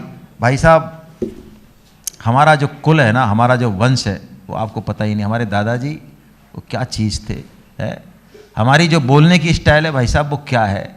हमारी जो विद्या है, हमने जिस कॉलेज से डिग्री की है भाई साहब, ये सब अभिमान है ना? ठीक है, हाँ ठीक है। क्रोध, क्रोध सब जानते हैं। पारुष्य, कठोरता, रिश्तों में गड़बड़ाहट या गड़बड़ बहुत घटिया स्तर तक इस गुण के कारण होती है। यदि जो पार्टनर हैं उनमें से एक व्यक्ति ऐसा है कि उसके अंदर दया नहीं है, बिल्कुल बहुत कठोर है वो, तो अगले आदमी का दिल टूट जाता है। ये कठोरता दिखावे की तो ठीक है, अंदर से नहीं होनी चाहिए। साधक में ये कठोरता ठीक है, गलती सबसे हो जाती है ना? क्षमा उसको थोड़ा बहुत कर लें, नॉक कर लें, जरूरी है वो भी, लेकिन अल्टीमेटली कठोरता ठीक नहीं है ना? क्योंकि सब भगवान के अंश हैं, साधक में नहीं होती। अज्ञान का मतलब यही है कि जो करना चाहिए उसको तो हमने बिल्कुल 0 नंबर दे रखे, नहीं करना चाहिए उसको, ये अज्ञान ही है और कुछ नहीं है। भगवान कह रहे हैं दैवी संपत्ति में चलेगा तो तू मुक्त हो जाएगा, और आसुरी संपत्ति को अपनाएगा तो बंधन में। बहुत सिंपल सी कहानी है। अब भगवान ने यह बताया कि ये एंट्री कहां से होती है आसुरी संपत्ति, हमारे जीवन में आती कौन से गेट से, उस गेट को बंद करो, मेन गेट को। तो भगवान ने वो गेट बताया जहां से ये एंट्री करती है। हम यदि इस गेट को ठीक कर लेंगे, आसुरी संपत्ति आउट हो जाएगी। क्या है श्लोक? एक श्लोक पढ़ेंगे बस ऊपर का।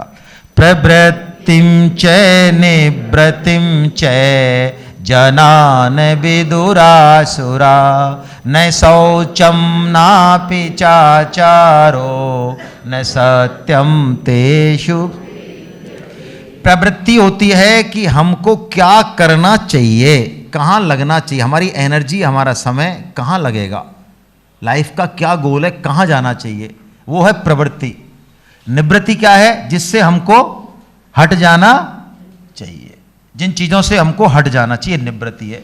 तो यदि हम प्रवृत्ति और निवृत्ति में ठीक नहीं होंगे, गलत तरीके से करेंगे, तो आसुरी संपत्ति हमारी एंट्री हो जाएगी। इसलिए हम चेक करें भाई, हमारा संगत, हमारी रंगत, हमारा खान पान है, ये सब चीज़ कैसी है, हमारी क्या कर रहे हैं हम, 24 घंटे की दिनचर्या पे चेक लगाएं। गीता तो कहती है अपने आहार पे चेक करें, और गीता का आहार मुख से नहीं है, गीता का आहार आँख से, कान से, नाक से, मन से, बुद्धि से, सबसे है। चेक करो मन को क्या चाहिए, क्या कचरा चाहता है ये। आँख को देखो ये कहाँ जाके फटती है ऐसे, कान को देखो इसको क्या चाहिए, इसको, इनका इनपुट चेक करो। इनपुट चेक करोगे तो आउटपुट ठीक होगा। ये प्रवृत्ति निवृत्ति, जीवन में शौच आचार होना चाहिए, है ना। और भगवान ने कहा यदि आसुरी संपत्ति आई तो तू नरक को चला जाएगा, और नरक में जाने के 3 गेट है। एक बड़ा गेट है और 2 अगल बगल में, जैसे हमारे घर में नहीं होता, एक तो मेन गेट होता है गाड़ी के लिए और एक साइड वाला। तो ऐसे ही भगवान ने यहाँ 3 गेट बताए, एक बड़ा गेट है बीच वाला और 2 गेट छोटे। कौन कौन से गेट है? त्रिविधम नरकशेदम द्वारम नाशनमात्मना काम क्रोधस्तथा लोभस तस्मादेतम त्रयम त्यजे। 3 द्वार है, भगवान कह रहे हैं अर्जुन तू तीनों को त्याग दे। कौन कौन से? काम, क्रोध और, इसमें सबसे बड़ा गेट कौन सा है? काम। और काम में बाधा लग गई तो क्रोध, और पूरा हो गया तो ये बात। तो ये चोर को मत मारो, चोर की, ये काम को खत्म करो। काम को कैसे खत्म करें महाराज? वही 3 साधन। जहां काम तह राम नहीं, और जहां राम नहीं काम है। तुलसी, हाँ रह सके रवि ने ठाम, कैसे वो, चलो कोई बात नहीं, आप समझ गए, आपको आता है सबको, आपको सबको आता है ना। हाँ रवि रजनी एक ठाम, वो तो मुझे याद है शुरू कैसे। चलो, कहने का मतलब है काम को भगाने का एक ही तरीका है भाई, भगवान राम में लग जाओ और जीवन में संतोष करो। संतोष किस पे? 3 चीजों में संतोष करना चाहिए आदमी को। संतोष ही त्रिषु कर्तव्य स्वदारे भोजने धने। 3 चीजों में साधक संतोष करेगा। स्वदारे, स्वदारे यानी जो बीड़ू जो बट में आ गया वो पति, तो पत्नी तो जो बट में आ गया वो बेस्ट है।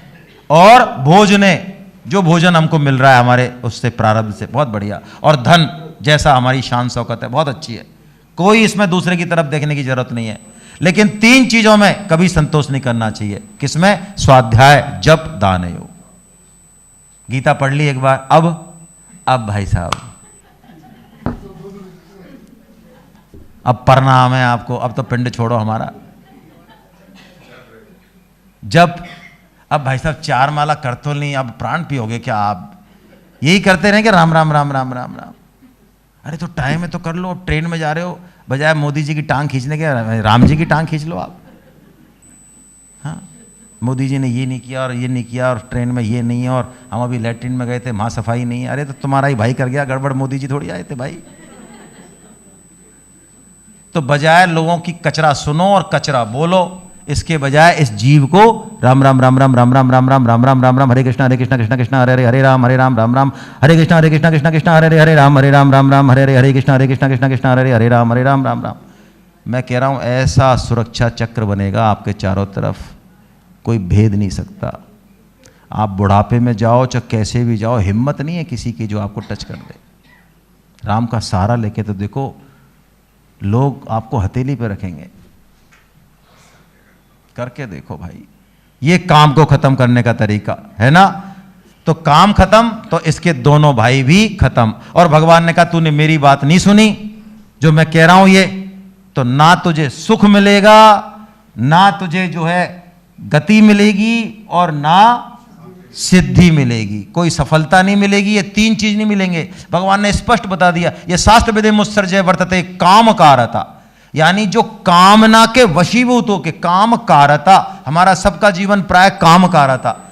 काम कारता यानी भाई साहब हमारे मन में आएगा जो करेंगे, आप कुछ भी कहते रहो, मैं चाहे ये करूं, मैं चाहे वो करूं, मेरी, हाँ, तो भगवान कहते हैं ये तीन विकेट उड़ जाएंगे तेरे ना तो तेरे को सफलता मिलेगी ना सिद्धि मिलेगी। इसलिए क्या करना है, हमको अपने हर कर्तव्य में, हर डिसीजन में शास्त्र को सामने रखना है। शास्त्र तो हमने पढ़े ही नहीं, तो भगवान कहते हैं तू मेरा काम करके देख, शास्त्र तेरे हृदय में प्रकट हो जाएंगे। जो भगवान का काम करते हैं वो जो बोल दें और जो वो कर दें, वो जो निर्णय ले लेते हैं वो बिल्कुल धर्म संगत होता है, चाहे उनको पता नहीं हो। आपको पता है भगवान श्री राम जब पहली बार माता जानकी से मिलते हैं वन में, तो वो कहते हैं कि ये जनक तनया, ये जो है पुत्री, इसको देख के लक्ष्मण हमारा मन जो है कुछ खिंच रहा है इसकी तरफ। ये बहुत कौन बोल रहे हैं? वो कह रहे हैं कि रघुवंशी का मन सपने में भी किसी परिस्त्री की तरफ जा नहीं सकता, सपने में, क्योंकि सपने में वही होगा जो हम, सपने हमारा फोटो है, फोटो। हम जैसी वासना हमारी यहां होगी ना, जिसको हमने छुपा के रखा हुआ है पूरी दुनिया से, वो सपने में प्रकट हो जाती है, वही आता है सपना। तो रघुवंशी कह रहे हैं भगवान श्री सपने में भी हमारा मन कभी नहीं गया, लेकिन वही मन आज जो है इस इनकी तरफ जा रहा है। हो न हो इनसे हमारा कोई, हाँ, कोई विधाता को मंजूर है शायद कोई हमारा संबंध है। ये कौन कह रहे हैं? उनको पता है क्या? उनको पता नहीं है। देखो ये होता है, यानी शास्त्र हमारे हृदय में उतर आते हैं। अब अर्जुन का प्रश्न है, 10 मिनट और।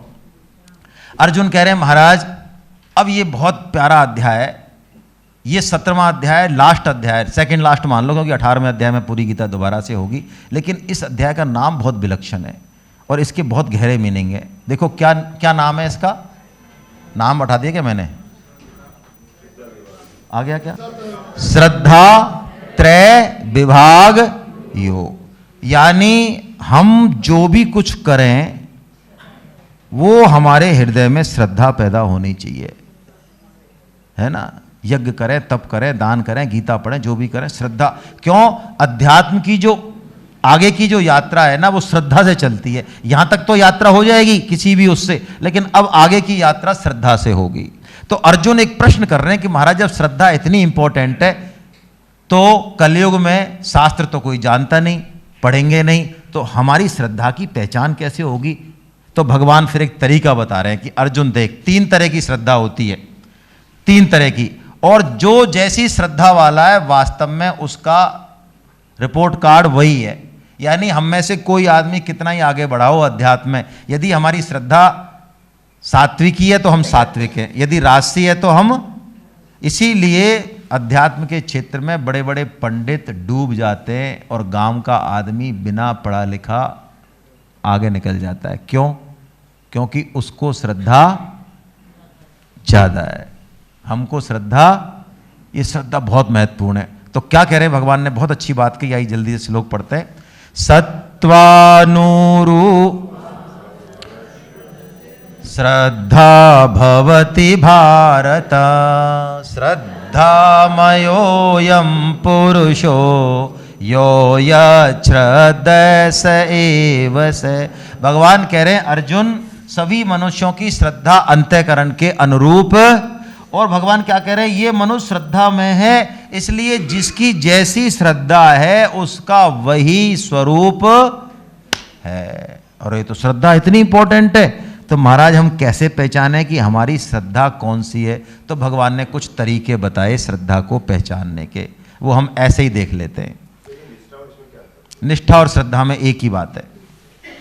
जहां हमारी निष्ठा होती, आपकी मान लो भगवान श्री कृष्ण में निष्ठा है, तो आपकी श्रद्धा होगी कि नहीं होगी? उधर होगी। आपकी गीता में निष्ठा है तो गीता में श्रद्धा होगी, होगी। एक ही बात है।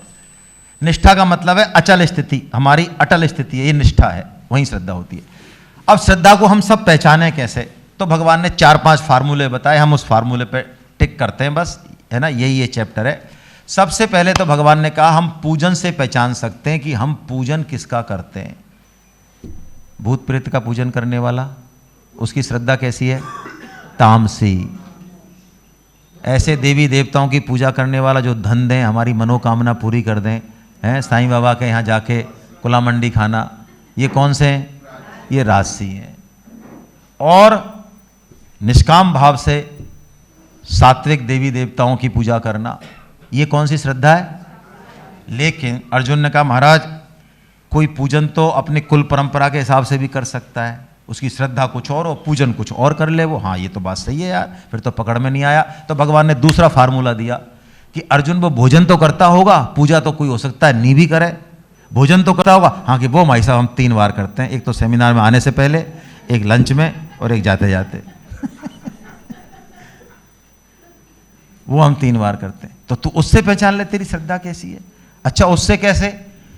कि किसी आदमी को यदि एकदम और तीखा, भाई साहब और जरा मिर्ची डालना, मिर्ची, और गरम लाओ, बड़े यार क्या है ठंडे ठंडे गरम लाओ, और मोर मोर मोर, अति तीखा अति कड़वा, ऐसे जो खाता है वो कौन सा है?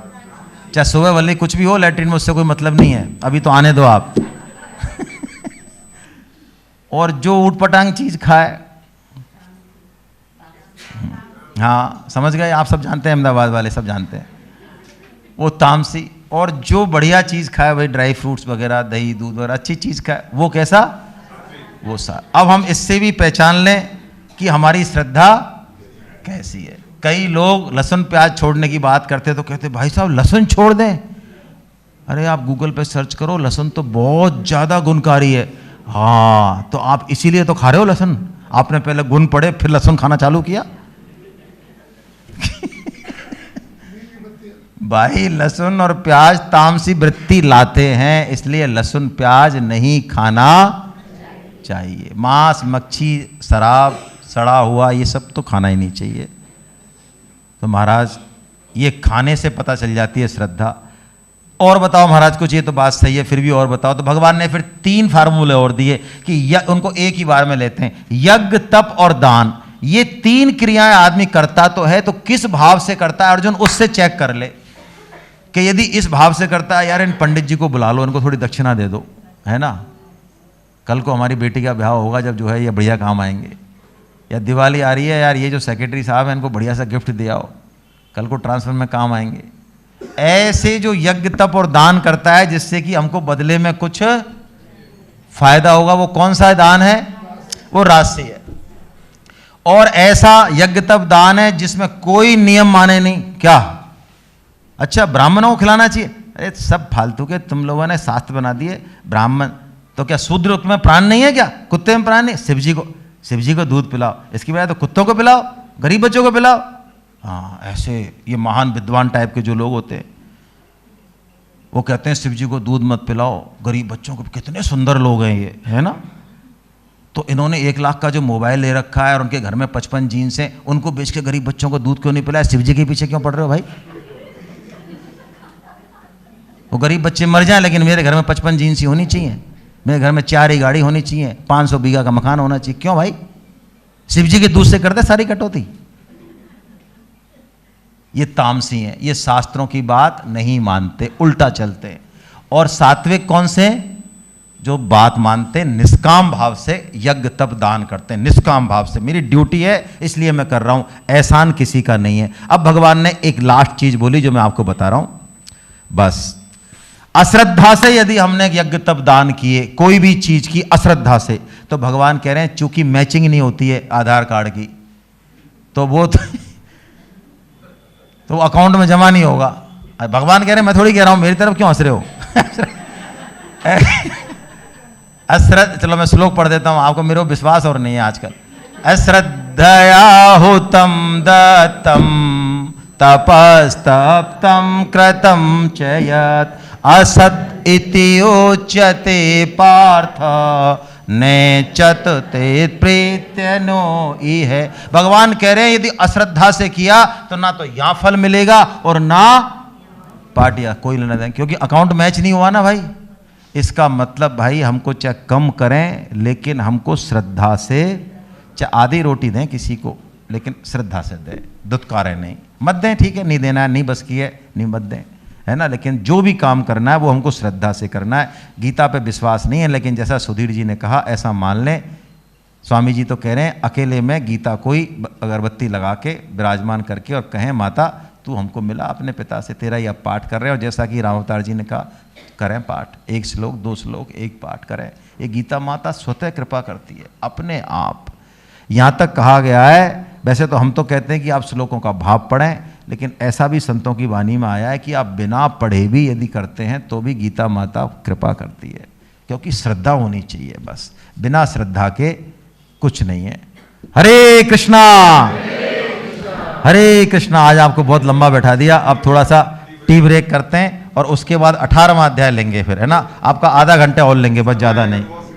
हाँ, अनुभव बोल रहे हैं भाई चिरानिया साहब, इनका अनुभव सुनो जरा। हेलो, हरे कृष्णा। हरे कृष्णा, हरे जय श्री कृष्णा। सर कभी कभी क्या होता है, रात में अपनी नस चढ़ जाती है, पैरों की नस खींच जाती है। हाँ, बाइटा जिसको बोलते हैं मारवाड़ी में, हाँ, बाइटे आते हैं। हाँ हाँ। तो उस टाइम में मुंह से निकल जाता है हे भगवान बचाओ, क्योंकि इधर भी करे तो बाइटे बढ़ जाते हैं, इधर करो तो भी बाइटे बढ़ जाते हैं। हे भगवान बचाओ, उसे तुरंत तो रुक जाते हैं। क्या बात है। 3 बार 4 बार हुआ है। अब देखो मैं भी एक अनुभव बता रहा हूँ भाई, आपको सुनना जरा, आपको बड़ा अच्छा लगेगा। रुक जाओ जरा 1 मिनट। हमारे बीच में डॉक्टर विष्णु गुप्ता हैं, उनका तो परिचय हो गया। इनकी धर्म पत्नी भी गायनोकोलॉजिस्ट है, अलवर की बहुत बड़ी गायनोकोलॉजिस्ट है। इनके यहाँ लाइन लगती है, ये तो सेमिनार में पधारी है, स्वागत है इनका। ये इनका अनुभव है, ये तो नहीं बताएंगी, मैं बता देता हूँ, क्योंकि 1-2 बार बता चुकी है सेमिनार में। ये गीता से जुड़ी हैं, तब से भगवान ने इनको प्रेरणा दी, क्योंकि जब डिलीवरी के लिए आती हैं इनके पास माताएं बहनें, तो वो चिल्लाती हैं हाय दैया हाय मैया, रोती है, भाई दर्द होता है, पेन होता है। इन्होंने स्वयं प्रेरणा से कहा कि दैया मैया छोड़, राधा कृष्ण बोल, हरे कृष्ण बोल। और ये कहती हैं हरे कृष्ण बोलती हैं और डिलीवरी ऐसे हो जाती है पता ही नहीं चलता, वो खुद ही कहती हैं। मुसलमान लेडीजों से बुलवा दिया इन्होंने। हाँ, और चमत्कार उन्होंने खुद ने कहा कि पता नहीं क्या हुआ, हमने हरे कृष्णा बोला। अब मुझे भी नहीं पता भाई, लेकिन मेरा ऐसा विश्वास जरूर है कि हरे कृष्णा महामंत्र में ऐसी शक्ति है, जो ये बात बिल्कुल सच है, मैं तो मानता हूं। तो भैया ये अनुभव है, इसका मजा लें और चाय के साथ चुस्कियों के साथ दोबारा आए। हरे कृष्णा।